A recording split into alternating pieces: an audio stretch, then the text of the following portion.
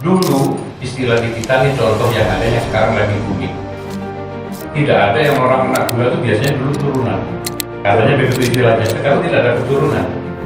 Turunan gula Tidak ada. Nah, itu dampaknya. Nah inilah saya katakan NO ini yang punya masa paling besar harus berdiri di depan. Jadi kalau petani kita sudah mindsetnya terlalu lapang, itu untuk merubah kalau nggak pakai pupuk kimia ini dia afdol katanya kan gitu. Nggak yakin. atau mungkin ketergantungan petani. Ya, ya keduanya mindset, keduanya ini harus disinambungkan dengan akademisi. Akademisi kita ini banyak ketinggalan. Ini yang harus membantu. Tidak bisa sekedar para ulama menyampaikan beda, memberikan itu, tapi akademisi justru sebagai benar. Assalamualaikum warahmatullahi wabarakatuh. Waalaikumsalam. Selamat siang sahabat Nadien. Pada hari ini kantor PCMU Situbondo kedatangan seorang tamu yang dimana beliau adalah ilmuwan. Beliau dengan nama Profesor Aris Sulistyo. Nah, beliau yang telah berpengalaman di bidang integrated farming dan zero waste pengolahan limbah yang saat ini berada di tengah-tengah kita. Selamat siang, assalamualaikum. Waalaikumsalam. Kali ini ditemani lagi oleh Dr. Kiai Haji Muhyiddin Khotib, Ketua PCMU Kabupaten Situbondo. Assalamualaikum, selamat siang. Waalaikumsalam. Jadi sahabat Nadien, hari ini kita akan santai ngobrol bareng tentang bagaimana situasi pangan kita, apakah dampak dan peran pertanian di dalam mengatasi krisis pangan, dan lebih-lebih krisis pangan itu mengglobal pada saat ini, ya, Prof. Ya. Kira-kira kondisi dan situasi sekarang itu seperti apa sih? Krisis pangan baik di nasional, di Indonesia sendiri ataupun di internasional. Ya. Krisis pangan ini dimulai dengan adanya perang. Dan sisi yang lain, negara kita ini tergantung bahan baku pupuknya itu dari negara yang perang, yang Kiev ya, Ukraina dan Rusia, karena yang dipakai adalah untuk pertanian, untuk pupuknya menggunakan zat kimia yang ada di sana. Nah itu kalau dari peradaban yang ada, nenek moyang kita itu tidak pernah pakai pupuk kimia, tapi hasilnya bagus. Nah dapat dari kimia ini kita juga merasakan satu, tanah semakin jenuh, dampak kimia yang dipakai itu berpengaruh pada pola makan kita, kesehatan terutama. Semakin lama kita malah. Ya, ketumbuh malah. Dan generasi muda, kalau nanti generasi muda ini terus mengasuh seperti itu, ini rentan penyakit. Ya ini mungkin bukan sekedar perang dengan tembak menembak, tapi perang biologi dan perang pangan. Nah, ini harus diantisipasi. Di kita waktu itu di tahun 82 kita harus bangga ya, itu pada pemerintahnya sebelumnya itu pangan kita ini swasembada. Sekarang tidak bisa swasembada. Karena apa? Yaitu tanah yang dilakukannya pupuk kimia semua. Semakin lama bukan kebutuhan semakin tinggi. Tetapi hasil pertaniannya bukannya meningkat, tapi stabil dan cenderung turun. Nah, kosnya tinggi, biayanya tinggi. Kembali lagi pada tadi soal kimia yang dipakai itu pengaruhnya terhadap tanaman itu kan kadang-kadang ada zat-zat kimia yang memang mempengaruhi terhadap perkembangan pertanian. Jadi semakin baiklah. Nah, kira-kira semakin baiknya dari bahan kimia, apakah semakin besar terhadap dampak tubuh kita yang mengkonsumsi? Ya, kalau dampaknya itu kan yang menyerap akar yang menyerap itu adalah akar serabut ya, bukan akar. Dan itu ada kambium. Kambium itu terkontaminasi oleh zat-zat kimia yang dari pupuk kimia tadi. otomatis tidak bisa dihilangkan. Itu satu dampaknya itu 20-25 tahun akan terasa. Walaupun di masa ya? Ya, meskipun di masa. Dan sifat zat kimia itu bisa mutasi, bisa tidak, atau yang termasuk seperti itu. Sehingga kalau ibu hamil yang makan, itu kan di plasentanya kan ngasih makan bayinya ya. Nah itu akan terasup. Makanya kalau ibu yang di bawah yang masih menyusui, nah kalau dia makan kan energinya dari susu itu, nah yang dimakan dari asupannya itu otomatis dibawa ke. Dulu istilah di kita nih contoh yang ada yang sekarang lagi booming. Tidak ada yang orang kena gula itu biasanya dulu turunan. Katanya begitu istilahnya. Sekarang tidak ada keturunan. Turunan gula. Tidak ada. Itu dampaknya. Nah inilah saya katakan NU ini yang punya masa paling besar harus berdiri di depan, memberikan. Jadi memberikan suatu solusi. Juga bukan sekedar memberikan wacana, tapi yang didengar ini adalah para ulama-ulama besar. Negara ini didirikan dengan ulama besar. Nah ini yang harus kembali ke kitohnya kita. Kembali nenek moyang kita tidak pernah tuh pakai kimia, tapi hasilnya bagus. Bahkan usia tanaman tidak lama dulu itu cepat. Setelah kita kembali ke peradaban kita, ya kan kita kembali. Ya, keduanya ini harus segera dijaga. Para sesepuh, para ketua, ini kan harus menyampaikan, gunakan. Nah, ini harus ada solusinya. Nah, solusinya seperti apa? Ini yang penting. Jadi kalau petani kita sudah mindsetnya terlalu lama, itu untuk merubah kalau nggak pakai pupuk kimia ini belum afdol, katanya kan gitu. Nggak yakin. Atau mungkin ketergantungan petani kita.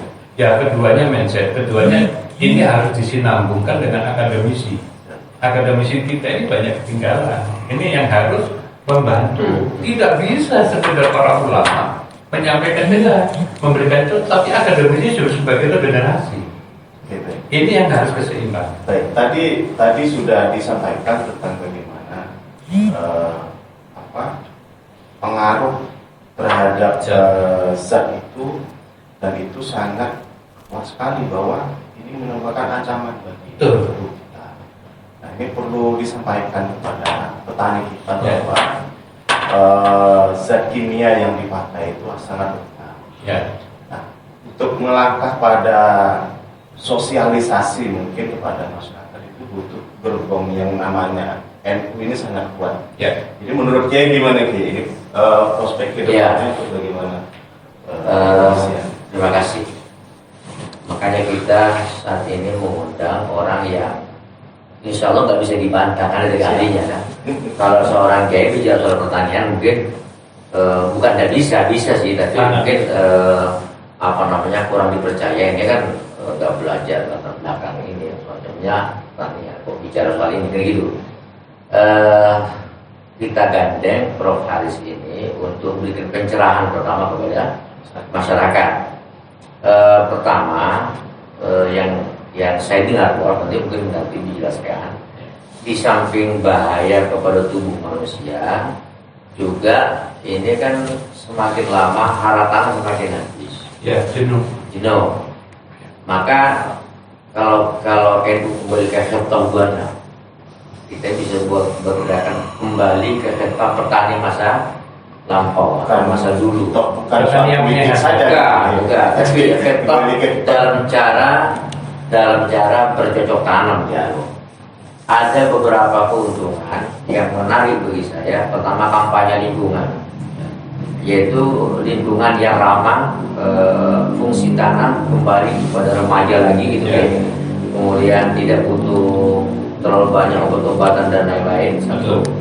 Yang kedua, dari aspek bahaya kepada tubuh manusia pun juga semakin menurun. Saat ini anak usia 5 tahun sudah kena hipertensi, kadang-kadang udah kena gula. Ini juga pengaruh dari makanan yang dikonsumsi. Ya apalagi nanti sama air susu ibunya juga yang sudah konsumsi tapi seperti itu ya. orang-orang dulu itu usianya sampai 100 tahun masih tetap jalan. Sekarang 40-50. Oh sekarang semuanya kayak gitu ya. Kenapa? Karena katanya ya mulai dari menanamnya sampai makannya itu sudah menggunakan bahan-bahan kimia semua, gitu kan, semuanya di situ. Yang kedua, soal nilai ekonomi. Nilai ekonominya ternyata menggunakan pupuk yang organik itu kan lebih murah, jauh lebih murah itu. Ramah lingkungan. Nah, di sisi yang lain memberikan satu janji, dan ini enggak hanya Prof yang peningkatan nilai produktivitasnya. Bayangkan aja seperti jagung yang biasa 1 maksimal 2 bisa sampai 5, 11 punya Prof ini. Satu jagung itu kan. Makanya ini saya katakan ini adalah kita menjemput ilmu Allah untuk mengatasi persoalan hidup ini gitu ya. Semuanya kan di situ. Jadi kalau ilmu tentang hukum Islam, ijtihad, ilmu hukum kan maksudnya sudah tahu kan. Kalau soal pertanian ya profesor kan seperti itu. Jadi ilmu Allah dibagi-bagi di situ maksudnya. Kemudian selain untuk yang memiliki nilai ekonomi itu juga memiliki dampak untuk pengolahan limbah. Itu ya. Jadi karena pupuk itu ternyata menurut Prof Haris yang kita juga dari limbah, sehingga limbah itu masuk dalam kategori perubahan iklim yang mempengaruhi lingkungan tidak sehat macam-macamnya.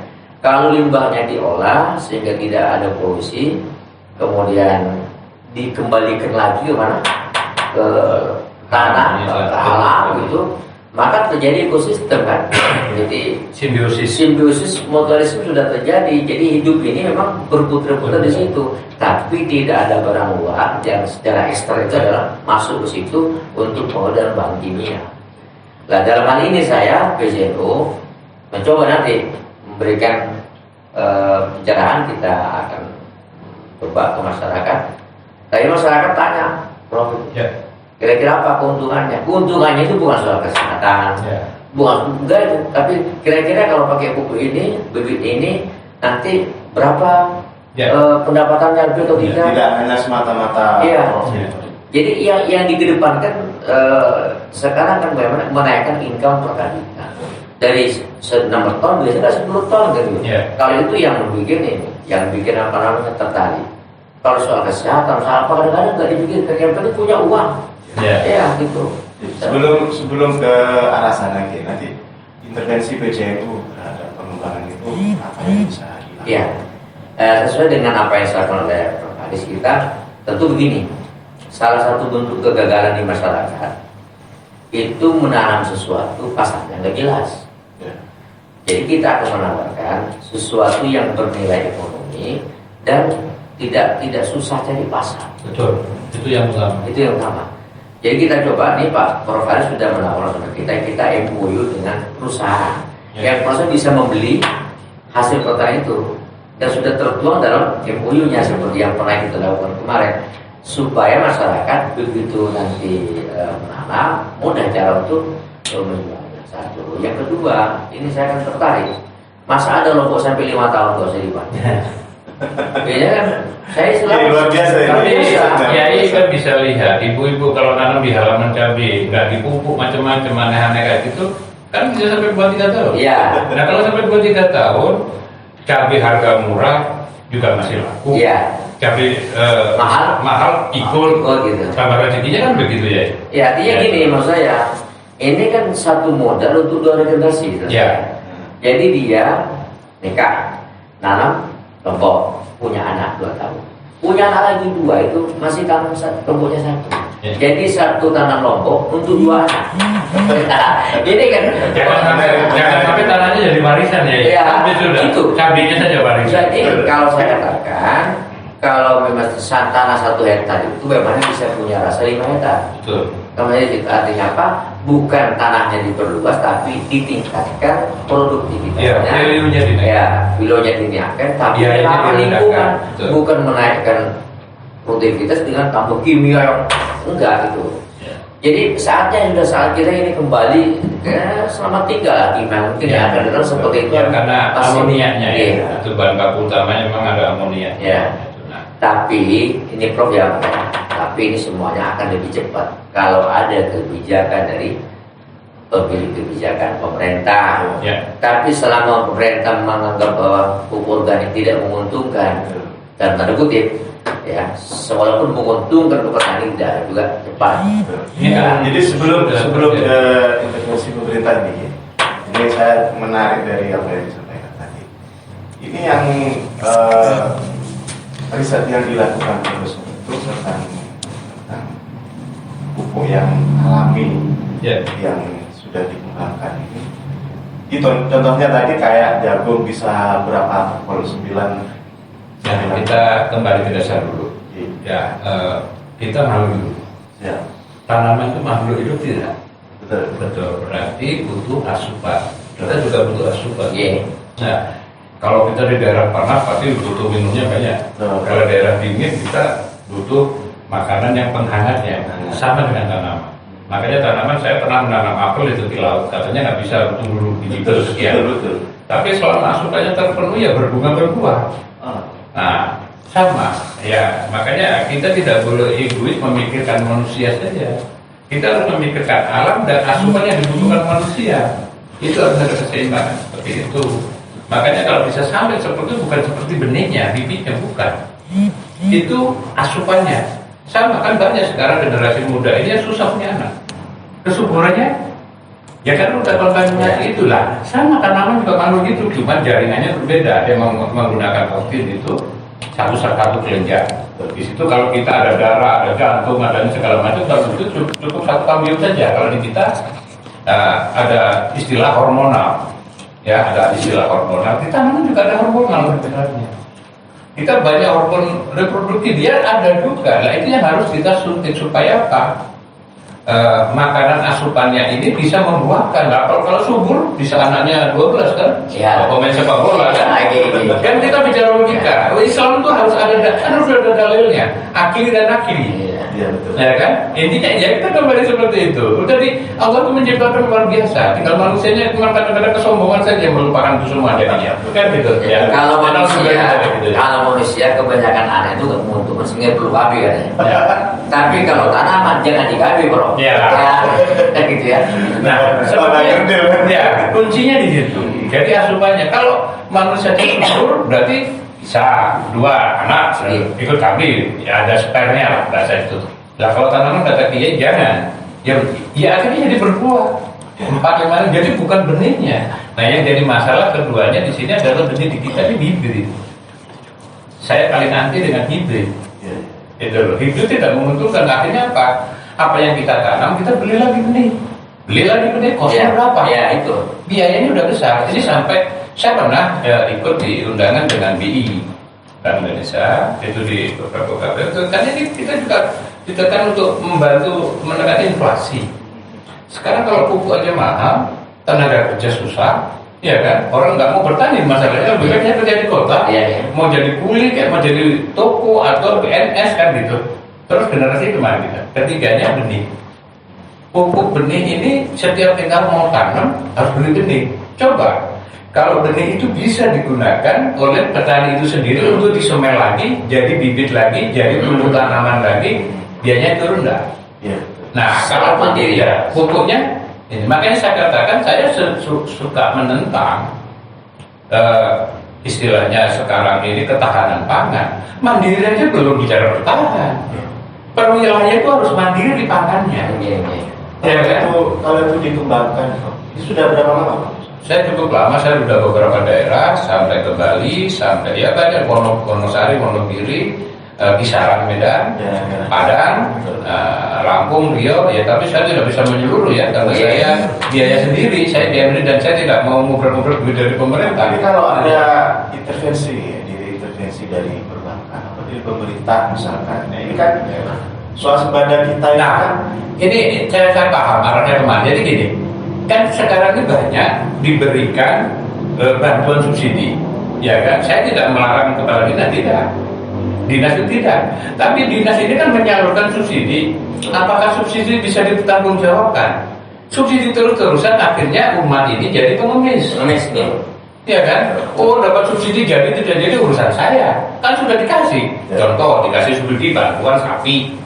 Ya kan? Bukan dikembangkan.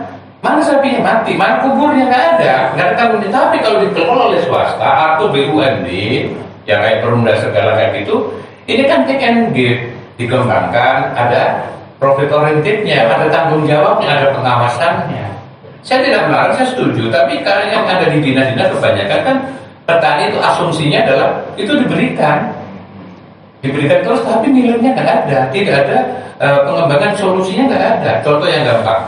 Saya sebelum lahir sampai sekarang hama ini nggak teratasin. Contoh jeruk CCPD, negara lain sudah bisa. Kita kok belum satu, keduanya hama tikus. Tapi dimakan tikus.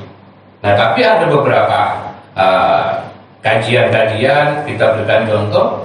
Ya, para praktisi itu, para formulator itu, tapi nyari izin itu susah. Itu terbukti dari makan tikus. Nah ini kan, saya juga ungkapkan di sini seperti itu. Kesulitan saya salah satu itu. Saya padahal tidak minta apa-apa, saya ikut birokrasinya, aturannya kan gitu. Nah, ini harus ada sinergi. Makanya saya katakan banyak ilmuwan di Indonesia malah di luar. Itu larinya. Saya juga ditawarin di luar lebih dihargai daripada di negara saya sendiri. Tapi saya komitmen tidak. Kalau semuanya saya harus keluar, bagaimana dengan generasi kita? Saya mah punya anak, punya generasi di sini. Nah makanya ini harus sinergi semuanya. Pemerintah punya kewajiban masing-masing, pembinaan, pendampingan yang baik, gitu loh.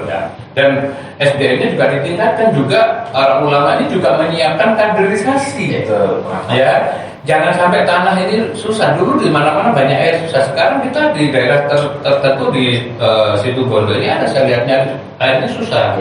Nah, ini karena banyak ditanami tanamannya salah semua. Tanaman yang mencari airnya tinggi, tetapi tidak ada diimbangan tanaman yang bisa menampung air seperti kolang kaling, kayak gitu ya. Terus pohon ini buahnya bisa dipakai gaya. Ini udah hilang. Hutan dipapat aja semuanya. Terus mau dikatakan ini mau ditanamin. Ini nggak bisa seperti itu. Makanya ada istilah di kehutanan ada tempat salah, itu kita contoh. Ya di sela-sela itu kan bisa. Ya.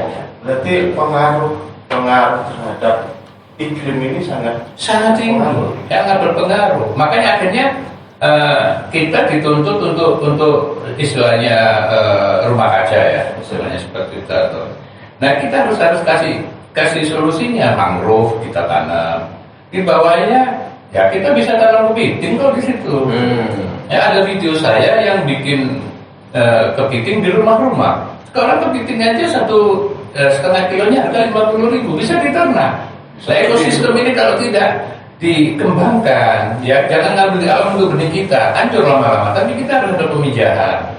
Makanya dari tempat satu persatu kecil saja dari desa itu akan diwujudkan kemandirian pangan dulu. Baru kalau sudah mandiri pangan, baru ketahanan pangan. Kalau ketahanan pangan kan yang punya duit yang bertahan, yang nggak punya duit. Iya. Ya intinya itu lah. Makanya dari hal yang terkecil kita coba lakukan. Ada contohnya, ada pembandingnya, sehingga kita memberikan solusi. Ini loh kalau pakai kimia seperti ini akibatnya. Ini loh kalau pakai semi seperti ini. Ini kalau organik seperti ini. Kan apa? Tomat saya yang saya tanam tanpa di freezer itu tidak busuk 1 bulan. Nah, kalau sekarang pakai kimia, kenapa mobil ngangkut cabai kenceng-kenceng? Kenapa mereka sekarang lebih cepat lagi? biar nggak busuk itu. Iya nggak busuk. Padahal cabai saya 1 minggu nggak usah dibeli nggak apa-apa. Ini banyak contoh yang sudah lakukan, sehingga apa? Petani untung, barang tidak cepat busuk. Ya di pasar pun dijual masih segar dan mutu bagus, menyehatkan. Nah sehingga harga ini stabil. Kalau harga stabil, semua bisa membeli. Ya pemerintah betul lah, kita harus bisa membantu menekan inflasi. Caranya bagaimana?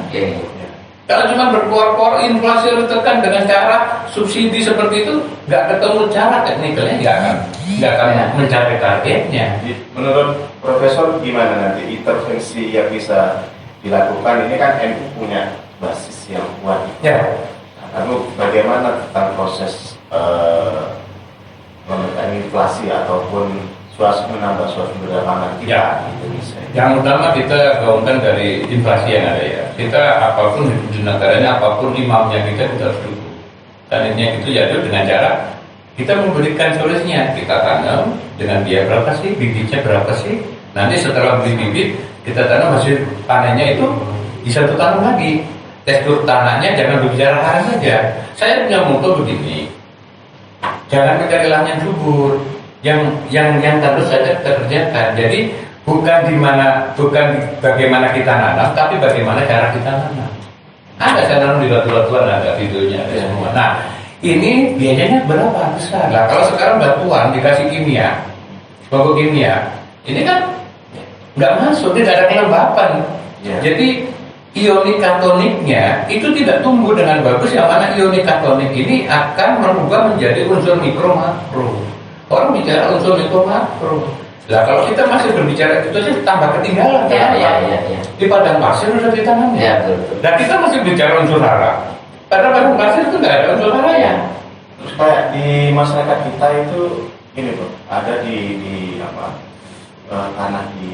tanah hutan Ya. itu seringkali ada yang ditanam jatuh. Jadi pengaruhnya gimana? Terhadap alam. Jadi gini, pengaruhnya satu, kelembapan pasti ada. Oksigen banyak, sehat nih jadinya kan. Nah, kedua kan sirkulasi ada. Kalau sekarang kita pakai kimia, pengolah panas. Kita bicara logika aslinya, kita bicara. Nah, kalau NO ini langsung bergerak nih loh. Contohnya akhirnya kelembapan ada. Kenapa? Tanah itu butuh kelembapan, tanaman butuh kelembapan. Akhirnya kalau pakai kimia, mikrobnya banyak. Kan itu butuh air besar. Atau digembur gitu. Nah, iya. Tapi kalau kita menggunakan organiknya seperti apa itu pilihannya. Berikan tadi kan organik yang terbaik. Ya kan supaya petani ini itu artinya tanah lembab. Tidak banyak ya. Tinggal nyemprot makanan akarnya. Hama bagaimana? Nah ini apalagi panas kayak gini paling gampang telur hama pecah. Ya ulet. Ya kan? Ya macam-macam cabuk.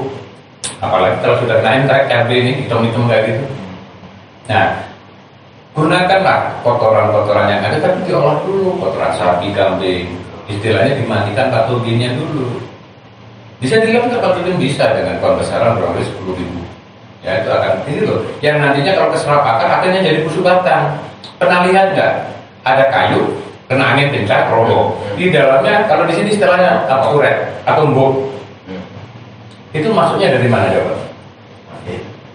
Itu dari akar karena patogen itu kayak ingus yang orang baru ingus yang encer itu keserap. Artinya tumbuh jadi mutasi genetika di sana. Nah, kok bisa begitu? Ya tanya yang ngecat cabenya, ngecat bawang itu saya nggak tahu di sana. Itu bahasa lu. Terus pengaruhnya terhadap tanah di sekitar hutan. Semakin lama semakin bagus, penyerapannya bagus sehingga tidak mudah longsor. Terus tanah lembab berarti bugrinnya berjalan. Berarti tidak harus ditanami pohon-pohon yang besar. Pohon besar butuh, ya kayak beberapa tanaman butuh pelindung, tetapi ada cara tanam yang bagus. Nah, sisi yang Kita tidak secara total. Ya ada tumpang sari nanti. Tumpang sari. Iya. Makanya kan dulu nenek moyang kita kan tumpang sari, nanam cabai di bawahnya bawang merah, Betul. ya kan? Kadang-kadang sayuran, cabai itu berjalan sayurannya untuk bulanan. Apalagi Cabainya pohon tuh harian kalau berdua. Apalagi di pohon besar. Iya. Pohon besar untuk ekologis. Terus Saya pernah ekonomi. nanam di satu tempat di Cirebon, ya itu nanam padi saya memang di tanah perhutanan tuh, jadi sela-sela pohon jati berbuah juga. Tapi kalau menggunakan kimia nggak tumbuh dengan bagus. Tanpa harus dekat dengan air. Ya, nggak di hutan mana banyak air. Jadi tiap hari nyemprot, nyiram, ya semprotan sekalian nyiram. Oh, Nah kan 1 hektar itu kan butuh 16 tangki ya. Kalau nyemprot ya lumayan agak sehat tuh. Nah ini ya hal-hal ini yang memang saya berharap dari DJNO sini khususnya situ Bondo bisa menggerakkan seperti itu, tapi bukan sekedar menggerakkan ya. betul. Tapi DJNO ini sudah memberikan contoh. Itu loh buktinya Ya. ada, sehingga para nadiyin itu melihat langsung. Ya kan? Oh iya dimakan enak nggak? Kenapa? Anak-anak saya punya PAUD di daerah Bantul ya. Itu ada PAUD. Anak kalau sudah makan dari sayuran, kalau saya nggak ada, dibeli, ya malu mungkin orang tuanya kan ngambil gratis kan gitu ya. Akhirnya dibelikan di luar, termasuk kol, kubis itu dimasukin tengahnya itu dikowakin dimakan. Nah, susah orang tuanya malu dibelikan di mana nggak mau, karena kayaknya pahit rasanya. Yang itu enggak. Nah, nanti manis bahkan kalau kubis. Ya, makanya di sini nanti bisa ada contoh gitu. Ya kalau dulu di kantor BCN ada dari polybag tanaman, aduh kok bisa ya? Itu bukti nyata. Nanti kalau demikian apa yang bisa diterapkan BCS untuk mengubah mindset petani kita yang seperti itu Ya harus kasih contoh. Jangan berbicara saja, jangan berkhotbah saja, tapi kelakuan juga dijalankan. Untuk itu saya mengusulkan di sini pakai planter bag deh, polybag. Oh, nanti buat percobaan. Ya, otomatis dari situ nanti para nadiinnya bisa, oh ya, keyakinan. Ya kalau sudah yakin dulu, jadi lebih yakin lagi, aku yakin, ya kan itu. Makanya perbuatan kita kadang-kadang ada yang salah. Kita sudah sama ma'ruf nahi mungkar, tetapi kita masih ada kemungkaran. Karena apa ya, tidak tahu itu. Tidak tahu tadi salah satunya apa? Penggunaan pupuk yang berlebihan. Saya mungkin itu yang bisa saya jelaskan. Terus sisi yang lain, di sini kan banyak perikanan ya. Tapi banyak ikan-ikan termasuk udang paname hancur semua. Karena satu, dia pakainya mahal ya, obat-obatan. Alhamdulillah semalam dia juga ngeliat tempat saya pakai bioblok aja, paname nggak apa-apa, hidup kok. 2 bulan sana panen. Nah ini kan ekonomi kerakyatan. Ya, saya berharap PBNU bisa membangun ekonomi kerakyatan di para nadiin. Ya. Gitu. Jadi nanti NU apa sudah menyiapkan perangkat? Ya, jadi begini, NU sendiri kan punya beberapa lahan. Nah itu kan yang bisa kita buat untuk uji coba lah. Sebenarnya uji coba sih. Uji coba itu kan berarti masih eksperimen. Yang masih riset. Sesuatu riset. Tapi ini barang yang sudah terbukti, jadi kemudian kita praktekkan. Karena punya pandangan ini, kalau hanya mendengar kata orang, itu baru 10% tingkat kepercayaan untuk merubah mindset. Ketika melihat orang lain sedang berbuat, itu sudah bertambah, mungkin sampai 50%. Untuk bisa yakin, kerjakan sendiri baru 100%. Jadi ada tahapan-tahapan seperti itu, tapi ini memang tidak mudah. Karena saat ini terus terang aja, fanatiknya orang sama pupuk kimia itu lebih fanatik dari ke partai politik. Itu pokoknya kalau nggak mau itu loh. Jadi langsungnya generasi kita sudah putus kok. Generasi dulu yang tanpa pupuk kimia sudah banyak meninggal dunia. Saat ini adalah generasi tumbuh yang di mindsetnya itu sudah lihat ayahnya, bapaknya nanam dan juga sekarang pakai pupuk. Pakai pupuk kimia itu loh. Makanya kalau nggak pakai pupuk kimia nggak abdul katanya. Iya, bahkan dia sendiri tumbuh dan lahir dari pupuk kimia. Sehingga tidak ini. Nah ini untuk merubah apa namanya, merubah kembali, merecovery kembali mindset orang nggak mudah.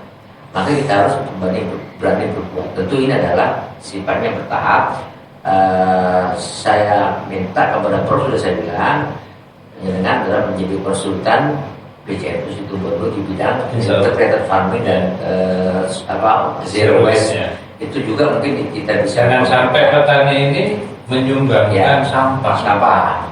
Jadi di NU itu ada LP2, Lembaga Pengembangan Pertanian, ada LPBI, Lembaga Perubahan Bencana, penanganan bencana dan iklim. Jadi untuk penanganan penanganan limbah itu nanti di LPBI.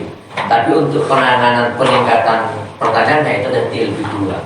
Nah, kita masih memikirkan pola ini seperti apa? Karena tadi Prof misalnya minta supaya ada polybag atau kalau di kantor BC kan saya pikir kayak mana ya kan kayak pot atau apa sebagai contoh dan bersih dimulai dari hidup lagi kemungkinan nanti kita tawarkan kepada beberapa orang di antara kita yang punya mental mendidik kepada lingkungan.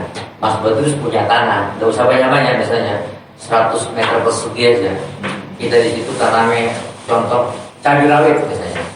ini bisa bertahan 3 tahun, 4 tahun, buahnya tebal misalnya, kan luar biasa orang. Dan sudah lihat sendiri ya? Ya.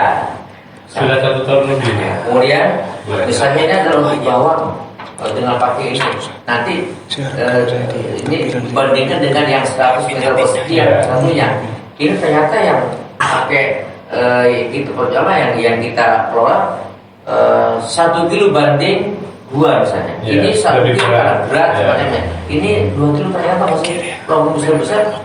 Berarti kan serapan airnya masih Penyusutannya tinggi. maksudnya Ya. tinggi gitu kan. Jadi ringan. Ya, Anda jadi perlu dari- menggunakan bawang 2 yang sudah dengan pupuk kimia Ya. itu sama dengan 1 bawang yang pakai organik. Ini salah satu di antaranya. Makanya nanti yang paling mungkin nanti butuh bimbingan. Ya. Bagaimana caranya? Bilang kalau dalam 1 hektar jagung itu hanya 6 ton. Ya. Yang biasa. Ini bisa berapa? 10 bikil. Bisa 10 10 sudah bikil ya, bukan kompor. ton. Nah, sudah Ayo. 10 ton Sudah 10 ton. bikil. Ini kan 2 kali lipat maksudnya. Artinya kan 1 hektar masa 2 hektar. Jadi maksudnya peningkatannya di situ.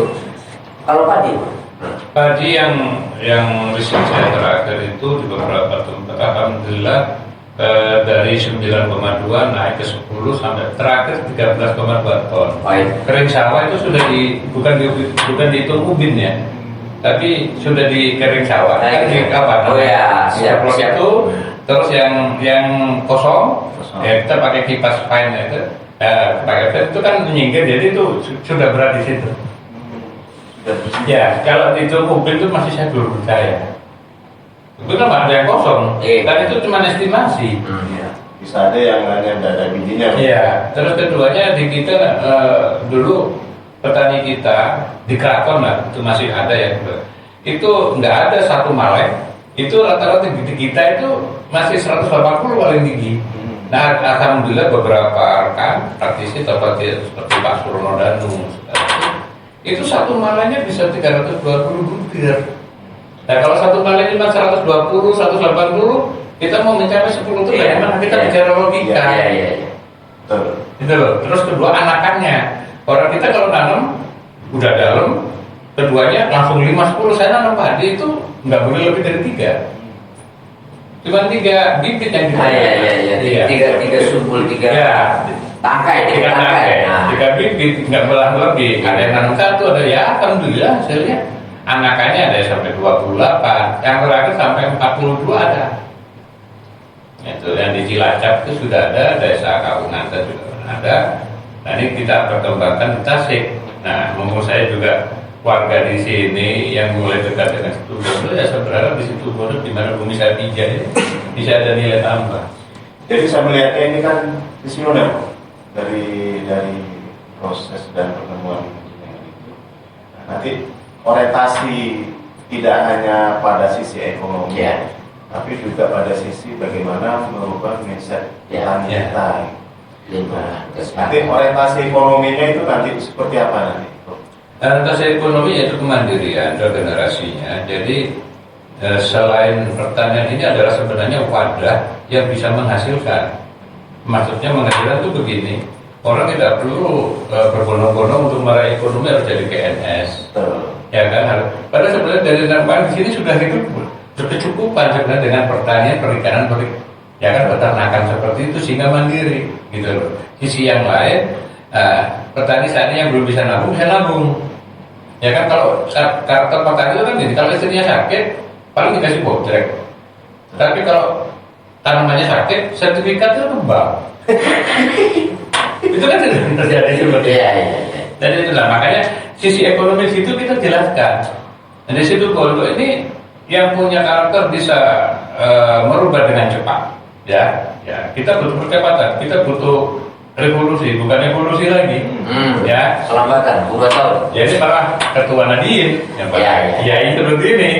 Duduk, ayo kerja bareng, kita buktikan kita makan bareng, bener nggak yang dimakan tuh pulen enak, sambelnya enak, ya kan? Cabai yang biasanya harus pakai setengah kilo misalnya kayak gitu ya, ini cuma seperempatnya udah pedes semua kan gitu. Terus kedua Iya. udah gampang busuk. Nah terus nanti kalau mau tanam, ya dijemur kering itu bijinya bisa bertanam lagi. Ini yang bisa merubah revolusi ini dengan baik adalah para ulama. Kebersamaan lah. Ya, ada ulama itu kan sudah terdidik kebersamaan. Nah kan pondok-pondok ini kan jangan sampai pondok ini keluar cuma bisa jadi ustadz, tapi harus punya bekal juga ini. Oh iya. Pendidikannya, jadi dia sudah cocok tanam, daerah sempit pun bisa. Nah, inilah kita bicara ekonomi kerakyatan. Solusi ekonomi rakyat untuk terampil, ya kan? Jadi kan kalau disingkat jadi serut. Ya. Nah, sedangkan pohon serut itu kan pohon yang dikultuskan gitu ya kan? Ya kan? Buahnya juga enak lah itu. Sekarang Pak, jadi begini, ini kan kita punya perguruan tinggi, perguruan tinggi kan ada jurusan pertanian, Ya. semacam itu harus. Ya, ketika mereka mau wisuda, mau pulang ke masyarakat, kasih target lah itu. Ditanyakan setelah Anda pulang ke masyarakat, apa target Anda untuk keilmuan yang Anda miliki, memberikan perubahan lebih baik, lebih bagus ke masyarakat? Iya, kira-kira gitu. Misalnya nanti ada, sekarang ada KKN semacamnya. Ketika misalnya sudah pulang ke masyarakat, ternyata masih tetap masalah seperti dulu, bahkan lebih apa gunanya ada sarjana di masyarakat? Ya. Itu masalah situ. Jadi ada muat yang disambungkan dengan akademisi katanya Pak Prof tadi itu. Jadi kita butuh nih. Di Bondo misalnya beberapa fakultas yang jurusan pertanian, jurusan semacamnya itu adalah betul-betul berorientasi pada perubahan, perubahan mindset, ya perubahan dengan ilmu yang ada itu perubahan nilai juga ya dampak ekonomi ya. Kemudian juga dari misalnya dulu dengan jurusan kesehatan kan nyambung tadi itu. Ketika misalnya meriksa, misalnya ada lab, oh ini orang yang sering tiap hari makan yang berkimia, ini enggak misalnya kan, bisa di lab darahnya misalnya, kan ini bukti-bukti empiris kan bahwa ini adalah ternyata kita harus kembali ke masa lampau soal pertanian dan soal yang lain-lain. Kan mungkin yang kita gagas seperti itu. Sekali lagi saya hanya bisa bicara karena bukan ahlinya, tapi butuh Prof datang. Nanti maksud saya kalau Mas Badrus ada, para insinyur pertanian di situ Bondo kita kumpul bersama Prof. Ayo kita berbuat. Ya. Ini yang lebih cepat. Ya, tanpa menunggu harus lulus dari perguruan tinggi masih lama itu kan. Itu. Dan tapi kalau yang ada diciptakan dari generasi itu sudah mengerti. Kalau petani di kita ini, kalau saya tambahkan dari Kiai, kalau suruh bercocok tanam jangan diajarin. Mereka kadang ngajarin ikan berenang. Tapi apakah tahu petani kita tekstur tanahnya? Tidak tahu tekstur tanah apa, dihantam punya tulang subur tambah gitu. Itu kacau lah.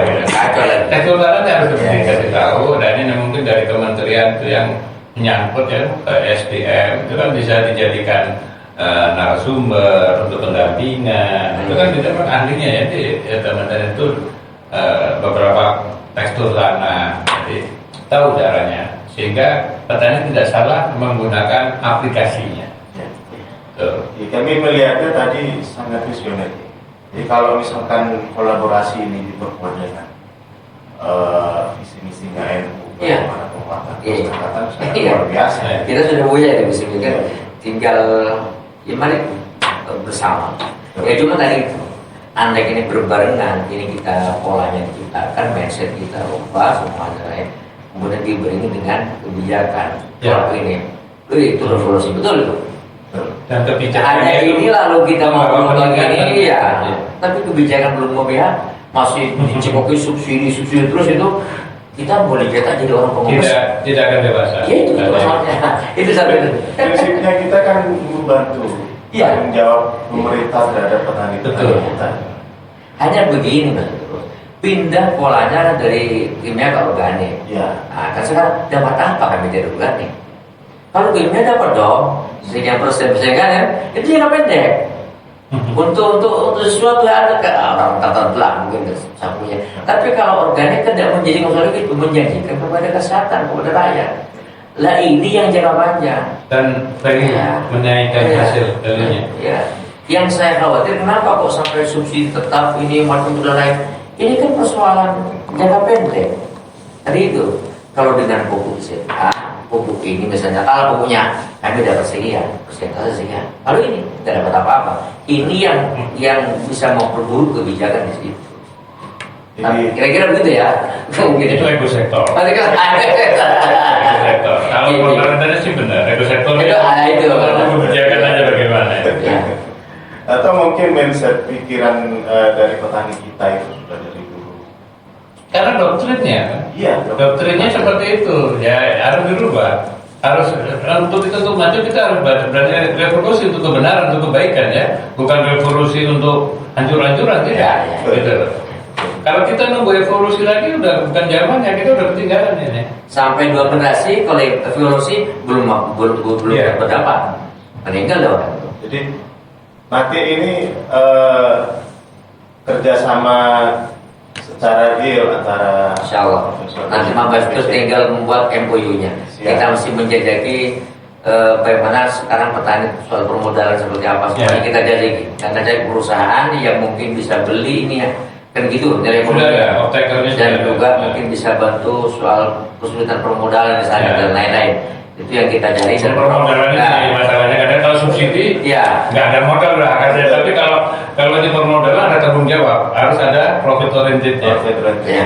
Jadi Itu itu baik. memang harus seperti itu. Iya. Kesinambungan untuk ke depannya. Ya. Dan berjalan terus. Ya, betul. Kita cari dan ini sudah ada petunjuk dari Prof. Nanti kita skemanya bagaimana. Sehingga kalau untuk dalam waktu dekat kita mesti mencari tadi itu untuk SDM-nya kita mesti mencari orang-orang yang di bidang ahlinya yang bisa kolaborasi bahkan diajari oleh Prof ditambah ilmunya. Yang kedua kita cari lahan tadi itu semua lahan berpotensi untuk tumbuh kan Iya. tinggal asupannya apa dan Iya. penyesuaiannya seperti apa belum punya rekayasanya sehingga tidak ada orang yang pinggir pantai hanya berpenghasilan dari ikan. Ya. Pinggir pantai pun bisa digarap ya. Digarap. Ya, gitu. Bisa Ustaz. Gitu. Jadi apalagi yang memang di apa namanya di hutan gitu ya, di sekitar itu kan bisa semuanya. Kalau dulu saya di rumah itu ada padi apa namanya? Koko. Koko. Ya padi koko kan ada pohon-pohon masih bisa. masih bisa. Jadi pohonnya tidak ditebang semua, enggak. Masih terjadi. Habis padi koko masih tanamnya apa? Kedelai kadang-kadang atau di atak kadang-kadang itu masih diganti lagi terus sampai itu pohon besar baru. Ya, jangan sampai kedelai impor lagi. Padahal yang diimpor itu GMO itu. Makanan untuk ternak dibuat makan kita itu. Iya betul. Kedelai GMO itu.